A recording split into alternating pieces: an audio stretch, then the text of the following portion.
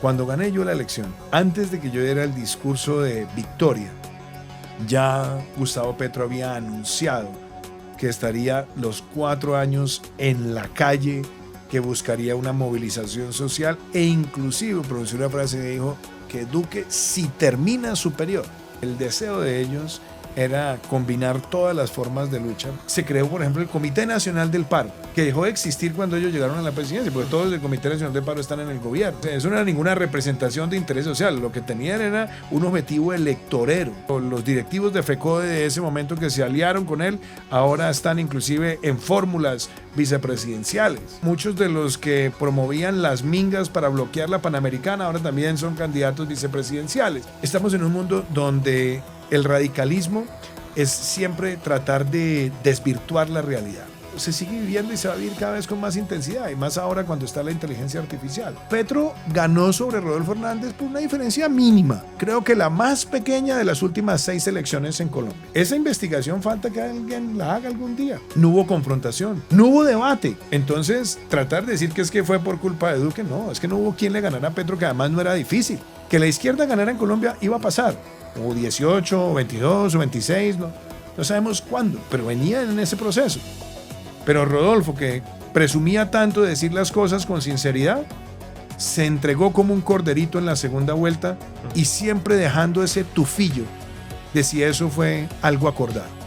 Vienen de grupos terroristas que estuvieron dispuestos a secuestrar, a matar y a cometer toda suerte de delitos en nombre de la mal llamada revolución, que enarbolan la bandera de la paz. Se llaman o se autodenominan progresistas y ellos lo que hacen es destruir el progreso. Pues usted puede creer que a mí me denunciaron ante la Comisión de Acusaciones por Participación en Política por citar un libro de Moisés Naim que hablaba de las 3 P's, y aquí están con el presupuesto nacional rampante en todo el país, tratando de comprar conciencias con supuestos subsidios. Esa es la propaganda de espejo que la izquierda radical siempre ha tratado de utilizar.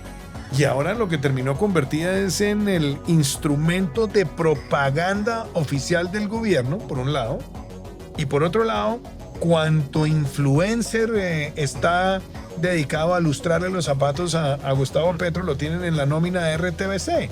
Es un aparato de destrucción reputacional. Ellos tenían un objetivo que era el aniquilamiento moral del adversario. Ellos se denominan lo contrario a lo que son en la práctica. Y por eso hay muchos incautos que caen en esa trampa.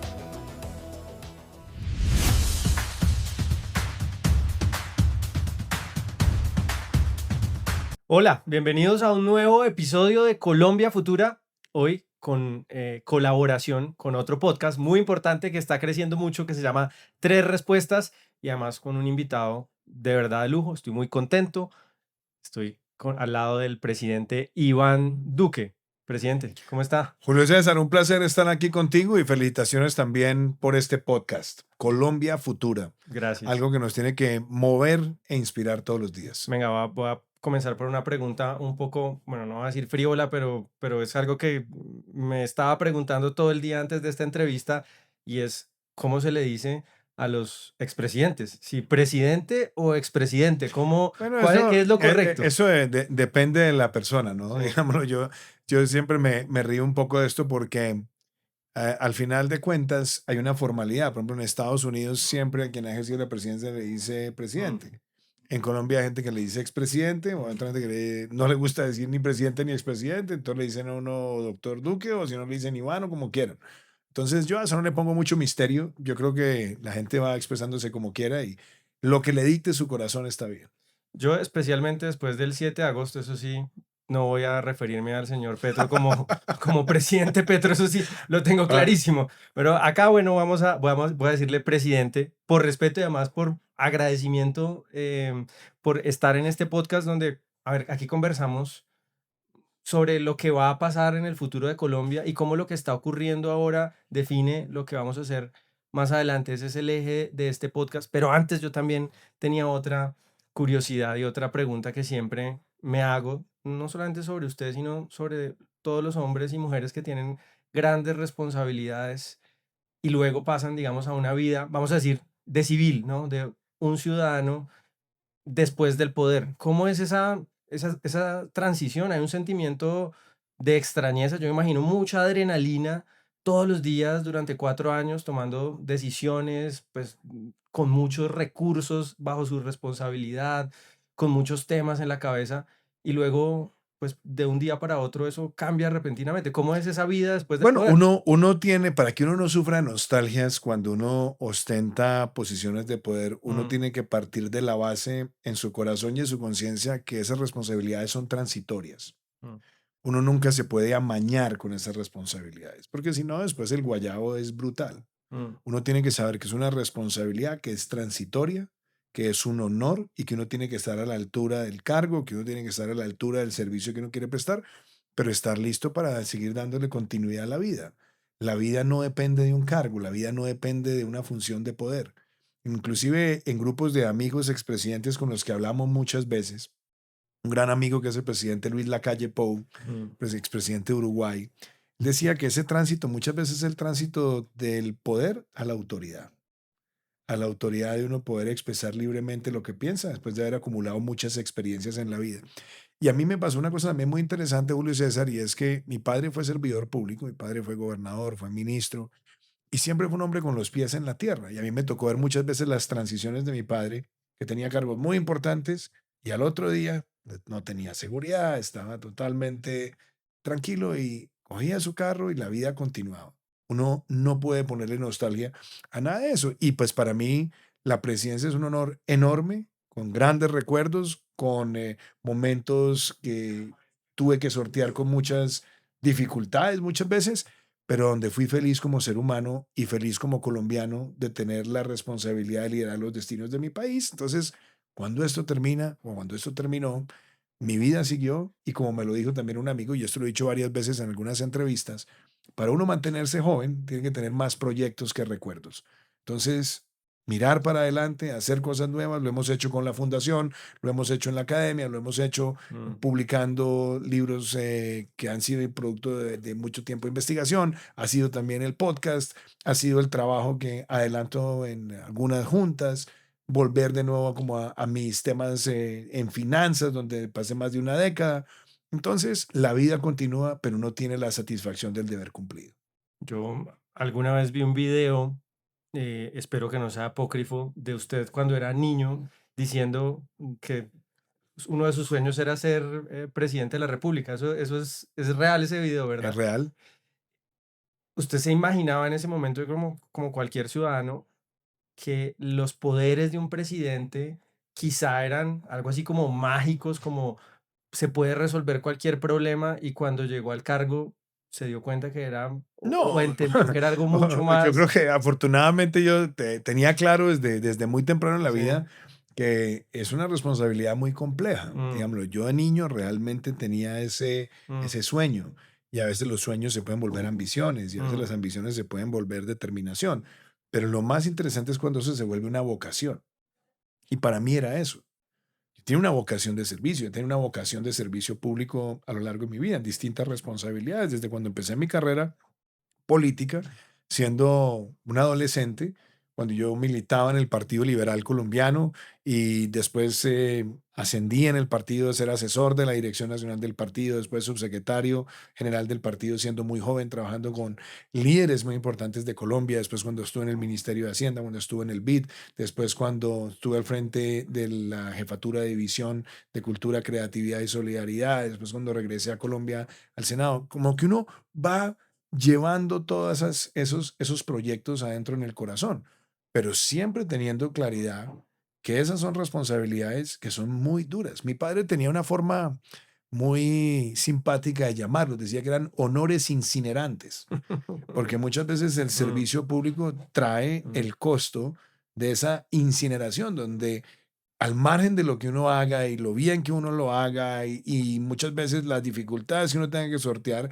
uno siempre va a estar expuesto a tomar decisiones impopulares que van a dejar a alguna gente descontenta y uno tiene que saber que la satisfacción está dentro. mm, Hay gente que es amable, cariñosa, que le recuerda a uno cosas, me pasa con mm. frecuencia, gente que me agradece por el manejo de la pandemia o gente que se acuerda de ingreso solidario, pero yo tenía absolutamente claro que la responsabilidad venía con ese costo incinerante que la política trae consigo. Bueno, y su presidencia fue, digamos, especialmente compleja por hechos, vamos a decir, naturales, que fue pues la pandemia del COVID, y también por hechos sociales, que hay quienes, yo no estoy de acuerdo con ese rótulo, pero hablan de un estallido social. Un estallido es como algo Pues espontáneo. vea, Julio César, ¿Qué tan difícil fue enfrentar eso? a ver, si uno lo mira en la combinación, partamos de la primera, Mm, del primer punto.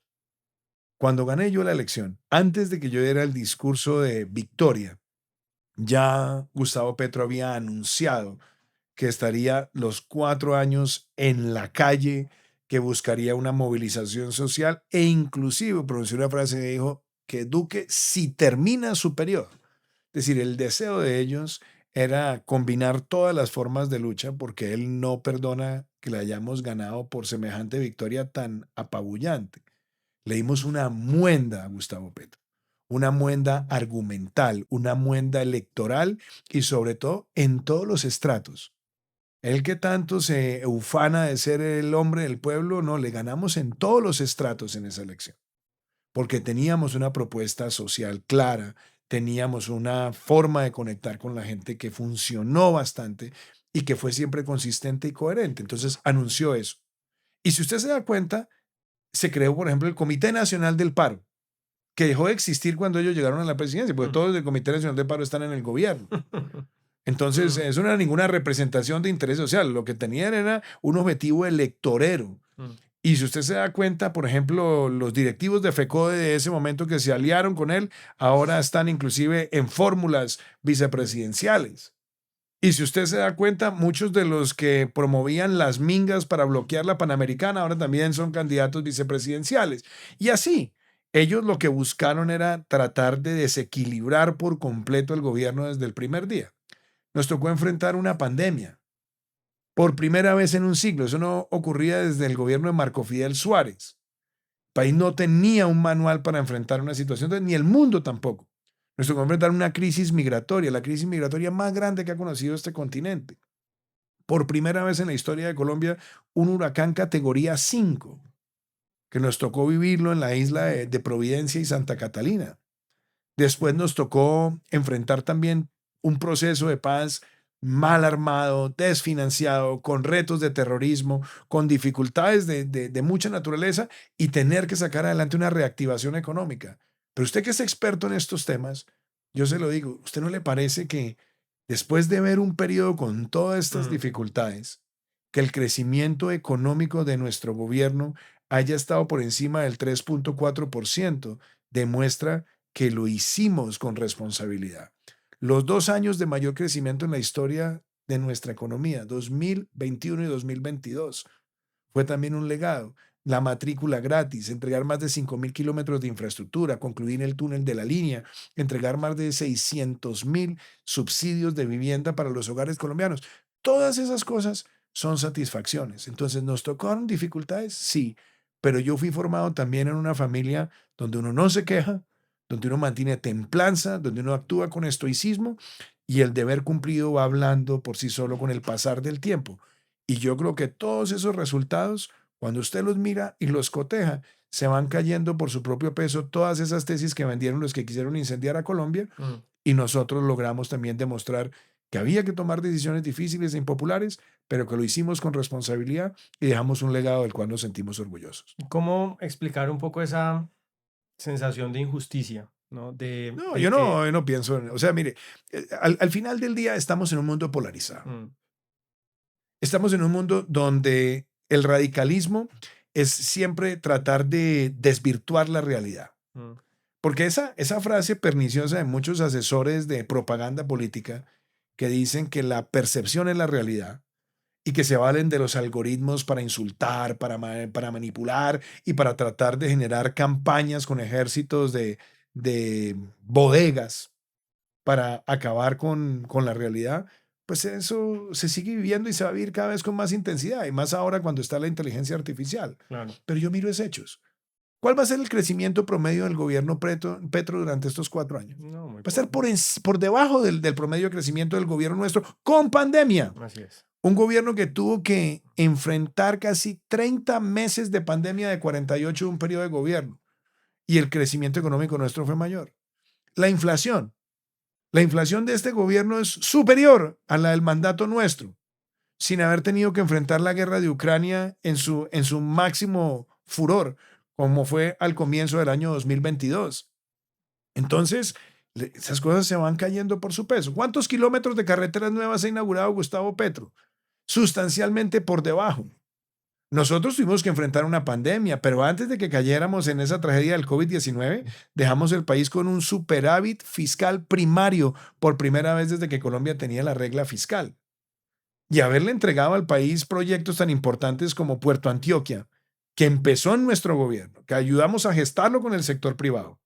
Mar 1, Mar 2, los tres Pacíficos, concluir el túnel de la línea, la transversal de Occidente y muchos otros proyectos, 20 proyectos en total de cuarta generación, sumado a haberle dejado la matrícula gratis, la cobertura universal para el adulto mayor en la línea de pobreza. Todos resultados que fueron hechos con tecnocracia, con gerencia, con gestión y con la transparencia de cumplir un programa de gobierno que privilegiaba la agenda Mm. social con responsabilidad macroeconómica. Es normal que usted, digamos, por su origen político y por sus ideas lo critiquen duro desde la izquierda, pero yo he escuchado y seguramente usted también un cuestionamiento desde la derecha, adjudicándole a usted, por lo menos en parte, la responsabilidad de que Gustavo Petro haya ganado las elecciones. ¿Usted encuentra alguna Vea, responsabilidad suya en eso?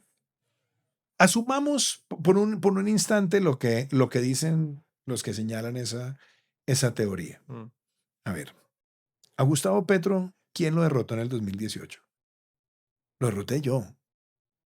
Y lo derroté con una victoria de más de 2 millones de votos. Cuando yo tuve que enfrentar a Gustavo Petro, lo derroté. Y en el 2022 la circunstancia política fue distinta. Porque, que en paz descanse, Rodolfo Hernández perdió por W.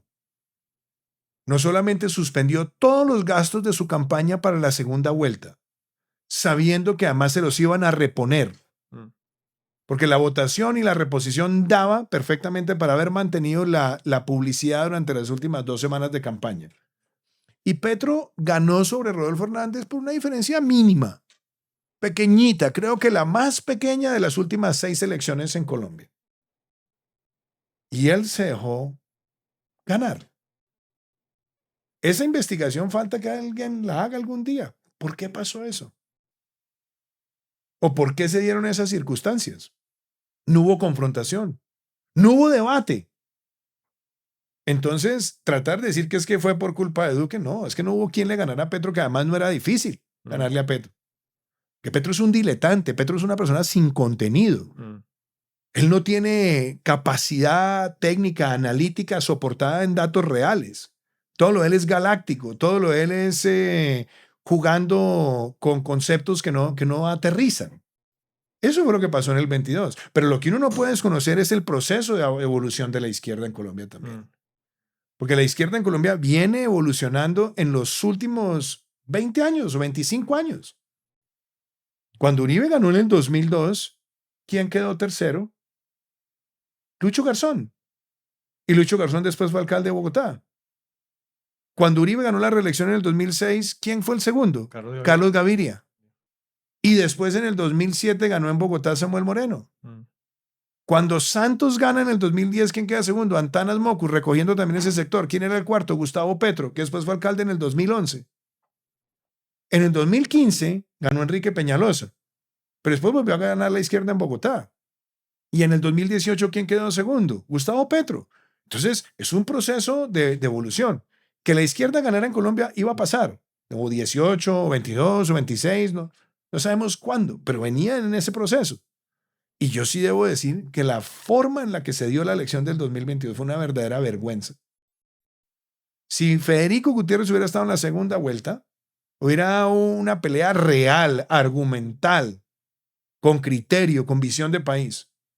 Pero Rodolfo, que presumía tanto de decir las cosas con sinceridad, se entregó como un corderito en la segunda vuelta Mm. y siempre dejando ese tufillo de si eso fue algo acordado. O sea, usted es de los que de pronto cree la tesis que Rodolfo Hernández al final le hizo o estuvo con la campaña de Gustavo Petro o ¿Quién en el era el asesor de propósito. Rodolfo Hernández? el señor Becasino, ¿no? Ok, ¿y con quién había trabajado en Casino en el pasado? Mm, Es que no, explíqueme un fundamento racional para que un candidato que está en un cabeza a cabeza por la presidencia de la República se haya ido para Miami diciendo que su vida estaba en peligro, cuando tenía todo el apoyo de seguridad del Estado para proteger su integridad, y después suspende el gasto de publicidad que tenía reposición por la votación que iba a obtener. ¿Qué argumento racional hay ahí? Es una entrega, es mm, tirar la toalla, equivalente en el boxeo. mm. Eso fue lo que pasó. Hablando de lo electoral, presidente, hay una pregunta que yo me hago y es, o algo que yo me imagino y es, a usted en su momento haciendo o metiéndose en la campaña política de 2022, tal como lo está haciendo Gustavo Petro, que incide directamente en las elecciones, trina en contra de candidatos o a favor de candidatos. ¿Por qué ese doble rasero en la opinión pública? Cosas que en su momento, en su administración, hubieran sido pues un escándalo descomunal y muchas cosas. Ahora hay como cierta gabela, no solamente en las calles, siento yo también, no sé si usted también ve eso como un poco de Bueno, porque condescendencia uno tiene pública. que entender cómo piensa la izquierda radical. Ellos siempre tienen lo que llaman la argumentación espejo. Mm, Vienen de grupos terroristas que estuvieron dispuestos a secuestrar, a matar y a cometer toda suerte de delitos en nombre de la mal llamada revolución, pero después se vuelven los que enarbolan la bandera de la paz. Se llaman o se autodenominan progresistas y ellos lo que hacen es destruir el progreso porque atacan al sector privado, atacan el aparato productivo, tratan de generar lucha de clases, son populistas, demagógicos, llevan a los niveles más altos de déficit fiscal de la historia. Entonces ellos tratan de decir, no, a la participación en política. ¿Usted puede creer que a mí me denunciaron ante la Comisión de Acusaciones por Participación en Política por citar un libro de Moisés Naim que hablaba de las 3 P's, de populismo, posverdad y polarización? De pronto me faltó la cuarta, que era Petro, ah, pero nada más mencioné las 3 que mm, están en el libro y por eso me denunciaron en política. Y aquí están con el presupuesto nacional rampante en todo el país, tratando de comprar conciencias con supuestos subsidios en lo que es pan para hoy y hambre para mañana. Y han tratado de ampliar la nómina del Estado a niveles exorbitantes para tener militantes que pertenecen al partido de gobierno para mover también a sus huestes en el territorio. Esa es la propaganda de espejo que la izquierda radical siempre ha tratado de utilizar. En cuanto al comportamiento mío y al comportamiento de mi gobierno, yo tenía absolutamente claro que un presidente de la República es garante de la democracia. mm. Y el presidente no puede utilizar ni el presupuesto, ni el púlpito presidencial, ni ninguna de las herramientas que tiene para gobernar para todos los colombianos para tratar de inducir o presionar el triunfo ni de su partido ni de su coalición. Porque eso es contrario a la Constitución y la ley de nuestro país. Bueno, el ejemplo quizá más patético, más evidente también es el de RTBC, ¿no? Ahí no hay ninguna duda de que el aparato del gobierno se está usando para hacer campaña a favor de Le, una le doy, le, candidatura. le doy ejemplos. Cuando yo llegué a la presidencia, yo quería fortalecer la televisión pública. Mm, Y recuerdo que le pedí a los 2 gerentes que tuve RTBC en mi gobierno que se dedicaran a fortalecer la televisión pública. No para que fuera un órgano de propaganda oficial, ni tampoco para que fuera una especie de cajero automático para ir alimentando influencers. Y nosotros propusimos, yo llamé a Álvaro García y le dije, Álvaro, RTBC necesita un noticiero, construye un noticiero. Y yo me acuerdo que algún columnista criticaba eso, porque yo decía que teníamos que aspirar a que la televisión pública de Colombia fuera como la BBC. Y ahora lo que terminó convertida es en el mm, instrumento de propaganda oficial del gobierno, por un lado, y por otro lado, cuanto influencer mm, está dedicado a lustrarle los zapatos a Gustavo mm. Petro, lo tienen en la nómina de RTBC, o a Sí. sus esposas, o a sus primos, o a sus empresas, etcétera, etcétera. Mm. Es la destrucción de la televisión pública de nuestro No, país. incluso en administraciones como la suya, y incluso otras anteriores también, había opositores duros del gobierno haciendo programas dentro de la televisión pública. Me acuerdo, por ejemplo, de Santiago Rivas, que tenía un programa en RTBC, que eso hubo Los puros criollos, que además era buenísimo ese programa. Yo lo veía cuando yo vivía en Estados Unidos y me parecía extraordinario. Santiago es un tipo de izquierda. Yo no lo conozco, pero el programa Pero Los eso- Puros Criollos yo lo veía cuando yo estaba en Estados Unidos, porque además lo transmitían en algunos de los canales que se compartían allá. Y era además, tenía episodios muy interesantes. Pero lo que le quiero decir es, hoy eso sería impensable a la inversa. Digamos, las voces críticas o cualquier tipo de voz distinta dentro de ese aparato de medios del Estado, pues No, porque son es que impensables. porque es que es un aparato de propaganda. Sí. Mm. Es un aparato de destrucción reputacional. Ujú. Cuando usted ve lo que se ha hecho en la manipulación de la información, es una verdadera vergüenza. Usted mira, por ejemplo, los casos de la propaganda nazi que han sido tan estudiados. Ellos tenían un objetivo que era el aniquilamiento moral del adversario. Lo mismo están haciendo hoy. Utilizan ese medio de comunicación para el adversario aniquilarlo moralmente. Y eso es algo que es una verdadera vergüenza. Yo creo que nuestro país se merece una televisión pública de calidad, que hagamos coproducciones, que tengamos noticieros independientes, con valor noticioso, con rigor y respeto investigativo, pero también que tenga la independencia de no dar información para hacer una especie de petrimetri de la casa de Nariño, sino que cumpla la función real de brindar información a aquellos sectores del país que no tienen la posibilidad de acceder a la televisión cerrada o a la televisión por cable Ujú. o a otro tipo de televisión por suscripción. Pasemos, hagamos un cambio de tercio, le propongo, presidente, para hablar. Bueno, acabaron de pasar las elecciones del 8 de marzo de Congreso, consultas, se sacudió el tablero, creo yo, especialmente en la derecha y centro derecha.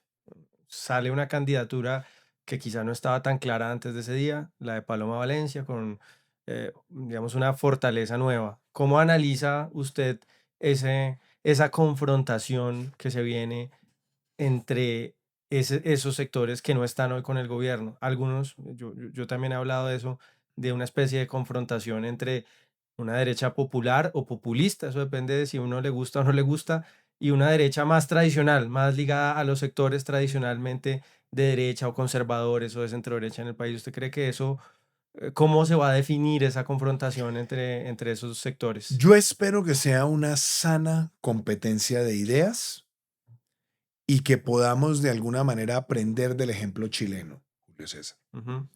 La izquierda radical latinoamericana se ha empeñado en construir una base sólida donde ellos lo llevan a convocar a esa base, ya que esa base actúe como fanáticos del fútbol. Es decir, hinchas, Mm. no el votante reflexivo que puede cambiar de parecer según las elecciones y según analiza las propuestas, sino es un votante que lo quieren es fidelizar a como dé lugar. Una tribu. Puede ser, Mm. esa es una expresión que se utiliza también mucho ahora en campañas políticas, Mm. es cómo van generando grupos tribales. Que tiene mucho que ver con las redes sociales también, ¿no? Mucho, Sí. mucho, mucho. Entre otras cosas, porque los algoritmos alimentan con lo que las personas empiezan a sintonizar, Mm. entonces lo terminan acorralando dentro de sus propios prejuicios y Ujú. no necesariamente abiertos a escuchar cosas distintas. Pero el correísmo en Ecuador, 35%. La izquierda peruana, 35%. El kirchnerismo, que tenía Sergio Massa y volvió a meterse en la segunda vuelta contra Javier Milei. Ujú. Inclusive el mismo régimen de Maduro en la victoria de Edmundo González, 30%. Entonces aquí han tratado de ir construyendo ese 35% y tienen un candidato con todo el apoyo del gobierno, con el presupuesto del Estado. Y entonces, ¿qué es lo que tiene que hacer el centro y el centro derecha? ¿Qué pasó en Chile? En Chile había dos candidaturas, la de Cast y estaba también la de Evelyn Matei. Había también un candidato de centro. Y yo creo que tuvieron una emulación de ideas, Mm. donde sí hay competencia, pero trataron en la medida de lo posible de no afectarse de manera irreconciliable. Ganó la primera vuelta la izquierda, pero la centro y centro derecha, el centro y la centro derecha, apabullantemente obtuvieron la victoria en la segunda vuelta. ¿Por qué es importante ese ejemplo? Porque hoy en Colombia hay dos candidaturas que están disputándose este pedazo del espectro y están tratando también de hacer invitaciones convocantes al centro. La elección de las fórmulas vicepresidenciales es una convocatoria al centro, tanto la de José Manuel Restrepo como la de Juan Daniel Oviedo. Entonces, bienvenida a la sana emulación y el que coja fuerza y vaya para adelante o la que coja fuerza y vaya para adelante, pues tendrán que ganar y unirse. Y yo rescato lo que han dicho los dos. Abelardo de las Priella ha dicho, si yo paso a segunda vuelta le cargo la maleta a Paloma Valencia y Paloma Valencia ha dicho lo mismo. Y yo creo que si eso se mantiene en ese plano y hay una verdadera emulación de ideas donde el votante toma libremente su decisión, eso va a ser muy importante para Colombia. Lo que pasa es que a diferencia de Chile, donde el gobierno sí mandaba sus señales para favorecer a Jara, que venía a ser ministra de Boric, lo que estamos viendo en Colombia es algo nunca antes visto en nuestro país. Un presidente activamente desde el púlpito presidencial diciendo por quién hay que votar. Eso es una vergüenza. Entonces, por eso hay que tener el ojo muy abierto y tener claridad en que el verdadero contendor a vencer es Iván Cepeda y no caer en el narcisismo de las pequeñas diferencias en los otros sectores. Y con un agravante respecto a esa participación política que es un temor, a ver si usted lo comparte, pues, y para explicarlo yo uso siempre un ejemplo futbolero, yo sé que usted es futbolero, entonces lo va a entender perfectamente. Y a veces explica mucho mejor el Sí, fútbol ciertas cosas. bueno, y además hincha del glorioso América de Cali, ¿no? Así es, también, hace pues, rato no tan glorioso, pero bueno, ahí vamos. Pero sí. Que es, Por lo menos como le digo a mis amigos, cuando yo fui presidente lo pude ver campeón 2 veces. sí, Sí. ¿verdad? Bueno, buena gestión.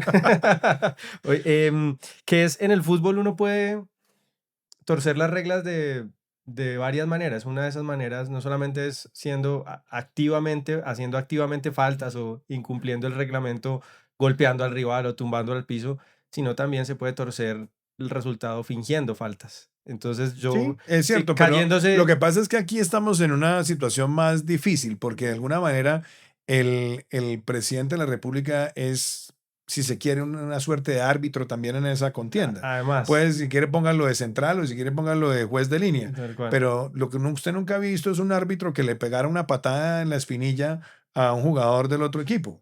Sí, O a un árbitro que cuando el balón va a entrar a la red sale y lo coge para que no entre. cada vez juez y parte. Es que eso es lo que está pasando. Aquí se está rompiendo un principio y es el principio de independencia que debe guardar el poder presidencial frente al proceso electoral. Pero no solamente se está violando, activamente está el gobierno promoviendo una opción utilizando todos los recursos públicos, hasta la curiosidad de que en eventos públicos del candidato del gobierno se utilizan infraestructura que habían sido puestas en escena el día anterior en una actividad oficial. Increíble. Qué curiosidad, Increíble. qué gran coordinación, si se Sí. quiere, logística. Sí. Esas son cosas que yo creo que hay que irlas anotando y que tendrán que ser sujeto de investigaciones profundas. Pero ¿qué hay detrás de esa manía del presidente por anunciar un fraude? ¿O es una manera de De torcer nuevo, los resultados? lo que le dije a usted, la argumentación espejo. Mm, ¿Por qué habla él de fraude? Porque quieren lodar a la organización electoral. ¿Por qué habla él de fraude? Porque si el resultado de la elección no es el que él quiere, se va a pegar de eso para armar un quilombo, como dicen los argentinos. Eso es lo que él desea. para otro estallido, ¿no? Es que miren, la gente no ha entendido que el Petro más peligroso es el que está por venir. Porque a Petro el poder presidencial le incomoda. Él no sabe jugar con reglas institucionales. A él le incomoda tener que madrugar, tener que trabajar, tener que estar sujeto a lo que diga la Constitución y la ley en su actuar diariamente.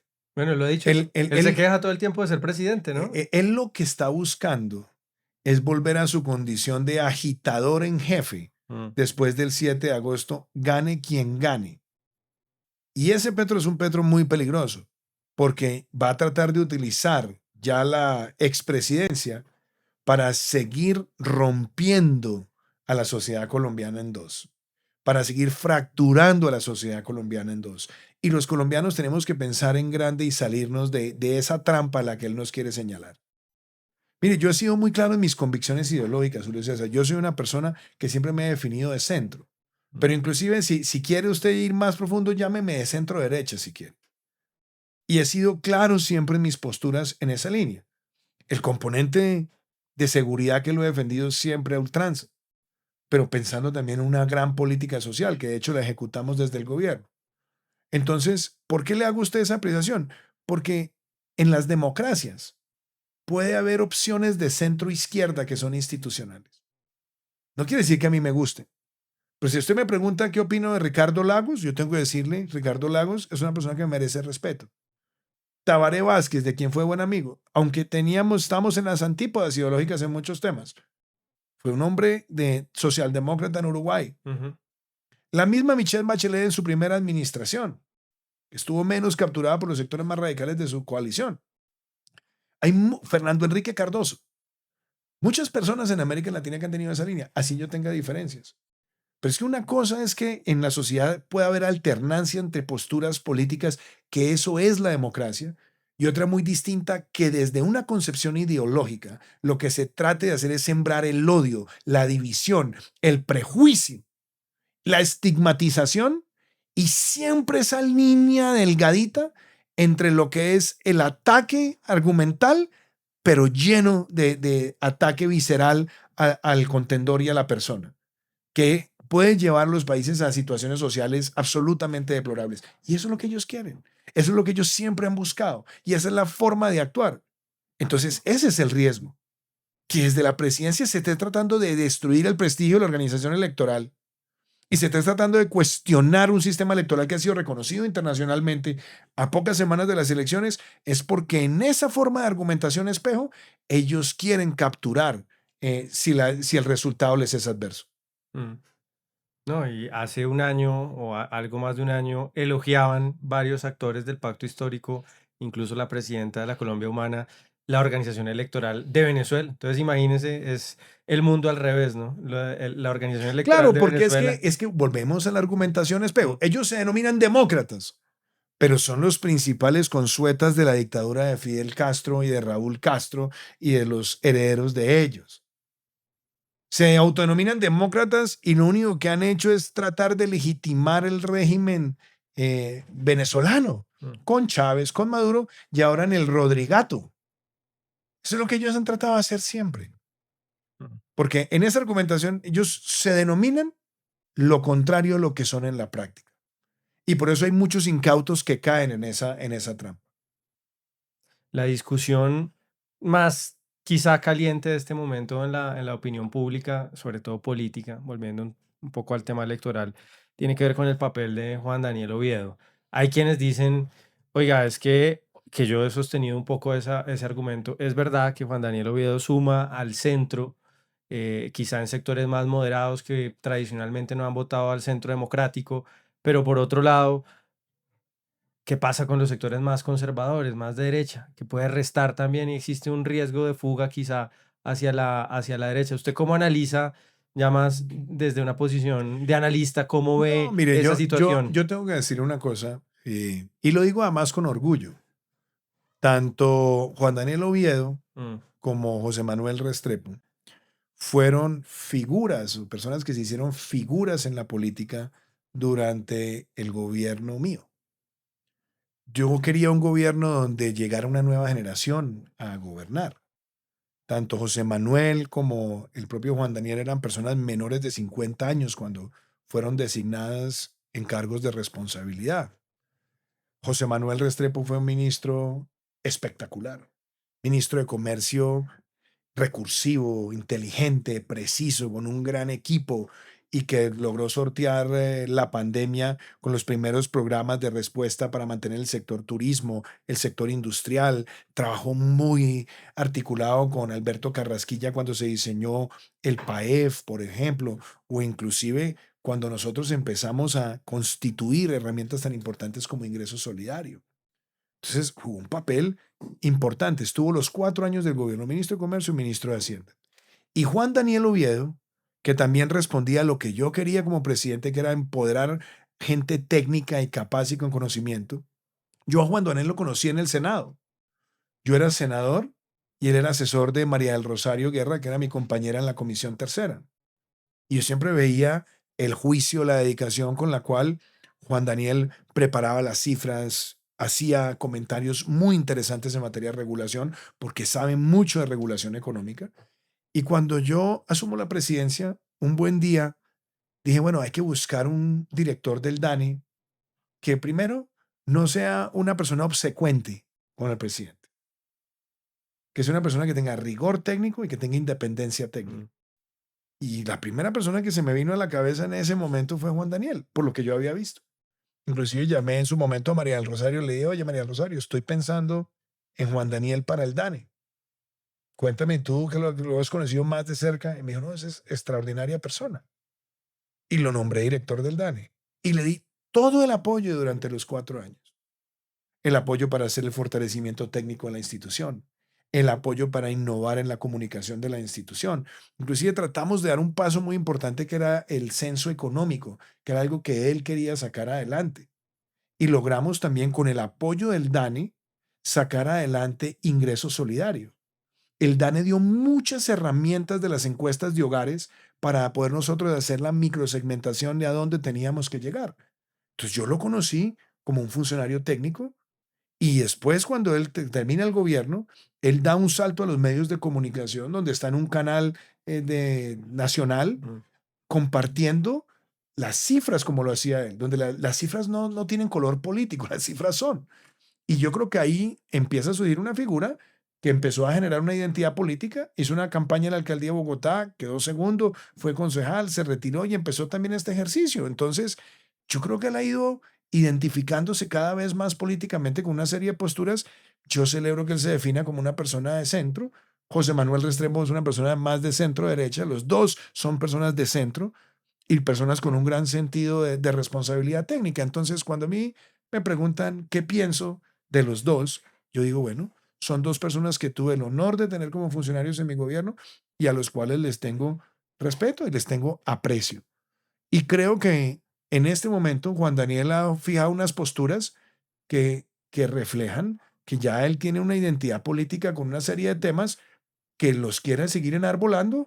Y bueno, ahí es donde se conforman las coaliciones, porque las coaliciones muchas veces se conforman pensando una cosa, a veces pueden tener efectos positivos, a veces no. Y eso solamente se sabrá el día en que los colombianos vayamos a votar el 31 de mayo. Claro. Antes de comenzar a conversar sobre el libro de su fundación, pues, tiene como título Rescatando a Colombia. A mí me gustaría pensar un poco en el futuro del país, en un escenario que quizá usted comparte la visión conmigo, que no es el más deseable, que es una victoria, ojalá desde mi punto de vista, que no ocurra de la izquierda radical, pero que está en el mundo de las posibilidades electorales.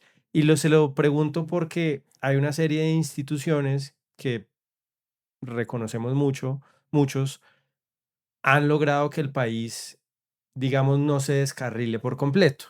Estoy hablando de la Corte Constitucional, estoy hablando del mismo Congreso, estoy hablando también del DANE, por ejemplo, estoy hablando del Banco de la República, muy importante, y de la posibilidad de que un gobierno otra vez de extrema izquierda termine por descarrilar y acabar con esa institucionalidad que ha sido como un dique frente a las ambiciones de ese populismo de extrema izquierda.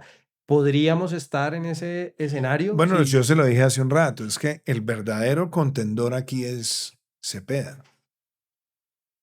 Aquí no podemos enredarnos en que en unos sectores afines o con mucha más identidad ideológica y programática terminen matándose en una pelea política fratricida que la capitalice la izquierda radical, porque eso sería lamentable. Mm, Y ahí es donde tiene que primar la responsabilidad. Pero además hay algo que a mí me llama la atención también, Julio César, la ausencia de debate. Mire, yo le puedo decir una cosa, uno puede tener todas las opiniones bien sustentadas y soportadas para mostrar que Gustavo Petro es un desastre como gobernante. Pero como contendor le gustaba el debate Mm. y fuimos a muchos foros. Yo estuve en debates gremiales con él, muchísimos. Estuvimos en debates televisados en Caracol, en RCN, en Canal Capital, estuvimos en El Heraldo en Barranquilla y debatíamos con Germán Vargas, con Humberto de la Calle, con Sergio Fajardo y con él. Era debate. Ujú. Para el momento en el que usted y yo estamos teniendo esta conversación, ya se habían hecho varios debates. Y aquí pareciera que esta campaña no va a tener debates en esta etapa. Mm. Como si O sea, estuviera escondiendo un poco, ¿no? Cepeda que es tan bravito y tan gallito fino y que emplaza tanta gente escondido en el burladero. Mm. O sea, una persona que pasó tantos años viviendo del Estado en el Congreso de la República no tiene capacidad argumental para defender sus posiciones. O sea, ese es el país que él quiere gobernar, una persona que no está dispuesta a argumentar y a contraargumentar con su forma de ver el país. Eso es una pobreza tremenda, porque el juego de él es dejar que se maten los demás, cuando aquí lo que realmente se necesita es un debate serio, donde vayan todos argumentalmente y cuestionen los programas de gobierno. ¿Qué es lo que él quiere? ¿Seguir nacionalizando la salud? O sea, el chuchuchu plus, para seguir dejando gente muriéndose en las clínicas cuando teníamos un sistema que fue capaz de soportar una pandemia, donde nadie se quedó por fuera de la atención médica en Colombia, donde fuimos país récord en vacunación y donde en el índice Bloomberg de resiliencia frente a la pandemia nosotros salimos posicionados como el país número 1 en América Latina. Entonces quieren eso, seguir destruyendo la salud, y por eso lo mencionamos en el libro. Esa es una bomba que está dejando este gobierno. Y lo mismo la bomba fiscal. Están dejando el país con el peor déficit fiscal de la historia, pero adicionalmente con 2 déficits gemelos, casi que estos son trillizos. El déficit fiscal, el déficit comercial y el déficit en la balanza de pagos. Usted sabe, porque usted es experto, lo que esto significa. Eso es la pócima que se llevó de tajo a la Argentina, que se llevó de tajo a Brasil y que se llevó de tajo a México en distintos momentos de la historia reciente latinoamericana. Y aquí lo quieren esconder. Recuperar el sector salud, después de haber hecho todas estas intervenciones supuestamente para mejorarlas, y están peor después de la intervención porque las han esquilmado usándolas como cajero automático para coger esa plata de bolsillo con propósitos electoreros. ¿De eso no quiere debatir el señor Cepeda? Y tampoco quiere debatir sobre lo que están haciendo con el sector eléctrico, cuando en el segundo semestre lo más seguro es que se venga un fenómeno intenso del Niño y la capacidad de respuesta del sector eléctrico no esté eficaz por toda la destrucción del tecnicismo tarifario que ha soportado un sistema que ha sido aplaudido y que ha traído inversión durante décadas. Y la destrucción del aparato de seguridad, donde se perdió la capacidad ofensiva, donde hay desmoralización, donde cambian. La policía nunca había tenido tantos directores generales en un periodo presidencial como lo que estamos viendo en este momento. Entonces, ¿no quiere debatir? Yo creo que no debatir es un acto de cobardía, mucho más en estas circunstancias. Bienvenido el debate, pero no el que él quiere, que es él en el burladero y los demás en el debate. No, que salga, porque esa es la verdadera confrontación. Entre otras cosas, que ellos siempre han defendido el concepto del diálogo, ¿no? En este caso no aplica, ¿no? En este caso no dialoguemos, no conversemos sobre los temas, sino que escondámonos. Un poco extraña Y esa... que fije posturas. O es que van a resolver el tema fiscal que con más expansión del gasto público. ¿Y usted vería diferencias entre un eventual, ojalá no, eventual gobierno de Cepeda y el de Petro? ¿Una diferencia hacia la radicalización o sería un poco Pues yo más creo lo que, mismo? yo creo que sería más radical y más metódico, porque Cepeda no consume tanto café. Y el Instagram tampoco le gusta. El Instagram tampoco No. le gusta. Entonces, es más radical, más lleno de prejuicios, más lleno de odios. Y usted lo ve en la forma en la que se escogió la fórmula. La fórmula es una fórmula de radicalización total, con premisas falsas. De lucha de clases, ¿no? Siempre es el caballo de batalla, pero les encantan los restaurantes finos y el vino francés, porque muchos de estos que tratan de fungir como defensores del pueblo irredento son los que más les gusta estar en las mieles de la alta sociedad, porque allá se la pasaban y les encantaba además tener ese tipo de contemplaciones. Entonces, yo creo que aquí lo que los colombianos debemos exigir es debate, Mm. porque ahí es donde está la democracia. Si la gente le pregunta, bueno, ¿usted por quién va a votar o usted qué va a hacer? Yo creo que es bonito que la gente diga, queremos escuchar a los candidatos. Ya no es solamente la parafernalia de las campañas y la publicidad de las campañas o el mensaje teledirigido unidireccional. Ujú. Es la verdadera capacidad de argumentación. Mire, a mí nunca se me va a olvidar que cuando yo era candidato presidencial, cuando yo gané la consulta, yo salí en las primeras encuestas muy arriba. De hecho, la revista Semana en su momento tenía una portada que decía, ¿habrá segunda vuelta? Y se dio el debate de Barranquilla semanas después. Y fue un debate muy interesante, porque estaba la fuerza de cambio radical, estaba la fuerza de la izquierda, y nosotros éramos realmente una minoría en ese momento. Pero nos fuimos a un debate argumental. Y usted veía cómo entrábamos a los temas de fondo. A mí nunca se me va a olvidar, por ejemplo, cuando un candidato, uno de mis contendores, me dijo, ¿y cuál es su definición de familia? Le dije, la suya. La que usted cuando fue ministro de gobierno puso en el artículo 42 de la Constitución. Esa es la mía. Porque es la que está en nuestra Constitución Nacional. ¿Y es que ahora no le gusta? Entonces, ¿quién fue el que cambió de parecer? ¿Usted o yo? Pero esos son los debates que hay que tener, Sí. porque nos quieren atrapar en una serie de cosas. No, vayamos realmente a cuáles son las propuestas para recuperar la salud. ¿Qué es? ¿Cuáles son las propuestas para recuperar el país de la situación fiscal?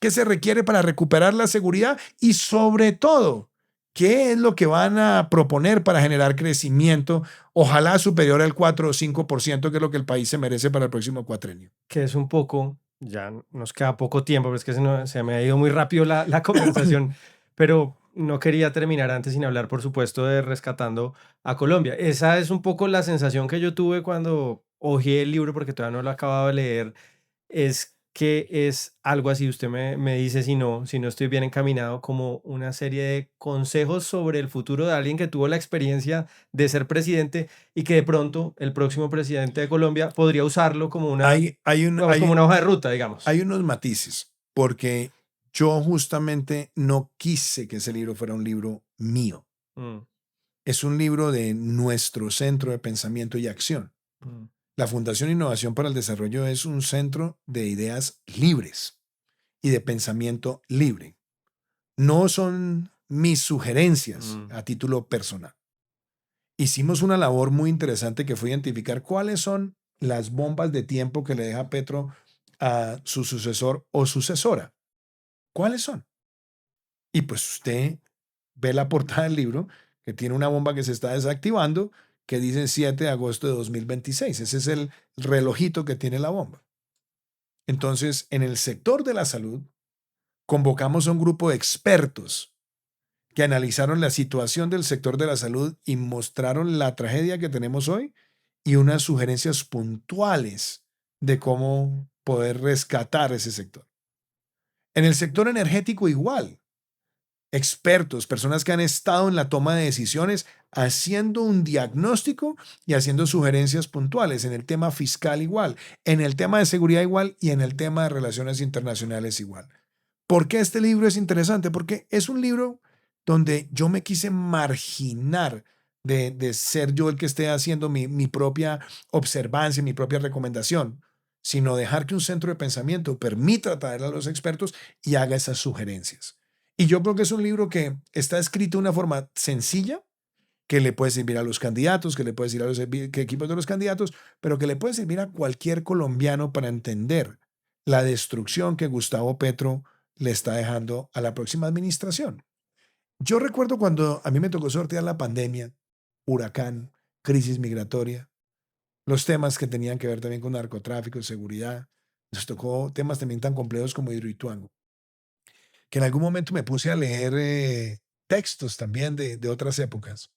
y había un buen amigo de Marco Fidel Suárez, que le tocó enfrentar la peste española, que por cierto empezó en Estados Unidos y no en España, donde murió su hijo. El hijo de Marco Fidel Suárez murió siendo el presidente y no tenía con qué repatriar el cadáver y le tocó ir a pedir un préstamo. Y para que le dieran el crédito tuvo que ignorar prácticamente el salario de presidente y por eso le hicieron un juicio de indignidad y le tocó renunciar. Que en una de las conversaciones que tenía con un amigo, Marco Fidel Suárez, decía, tal vez a mí me juzguen, no tanto por las obras que hice, sino por las ruinas que evité. El próximo gobierno, Julio César, va a heredar una situación tan dramática. Y ojo, que va a ser peor de lo que hoy estamos nosotros asumiendo. Que si quiere pensar en el país, el próximo gobierno con responsabilidad va a tener que tomar muchas decisiones impopulares. Y yo sí lo puedo decir, gobernar es tomar decisiones impopulares. Si usted quiere gobernar teniendo como indicador de éxito la popularidad, heredando semejante situación, va a sufrir mucho. Puede que las circunstancias de pronto permitan que no tenga que vivir esa impopularidad. Puede ser, pero es muy difícil. Entonces, ahí es donde tenemos que estar todos quienes hemos gobernado con responsabilidad para dar nuestro apoyo. Porque resolver esas bombas que se le están dejando a Colombia con pañitos de agua tibia puede terminar siendo realmente una tragedia.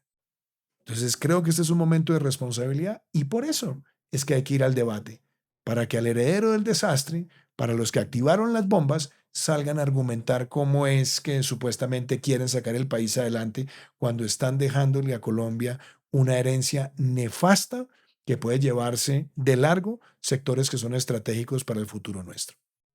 Y con temas, bueno, tan complejos como el fiscal, como el de seguridad, como el de salud, que nos darían para conversar todo un podcast más. Presidente Duque, de verdad, Julio qué César, gusto. muchas gracias por esta invitación y de verdad un placer, pero además lo quiero felicitar por muchas cosas que usted ha venido haciendo, no solamente acá en Mensa Ancha, en Nación Sabrosa, donde además han surgido figuras tan importantes como Daniel Briceño, a quien le tengo gran aprecio y a todo el equipo que usted tiene. Tiene un equipo de gente maravillosa y su otra amiga, Jerome, que también la he Sí. visto participando mucho en los temas pensionales y lo quiero felicitar y además le quiero agradecer porque pocas personas tienen la capacidad de explicar temas tan complejos con la nitidez y sencillez con la que usted lo ha hecho, por lo menos para que el país entendiera el desastre que era la reforma pensional de Petro, para que el país entendiera el desastre que era la reforma a la salud.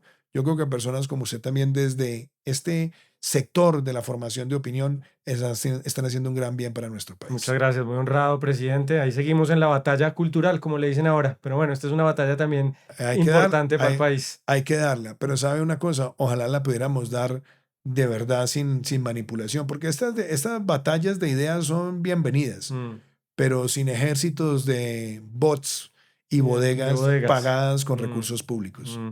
Muchas gracias, presidente. Gracias, Julio César.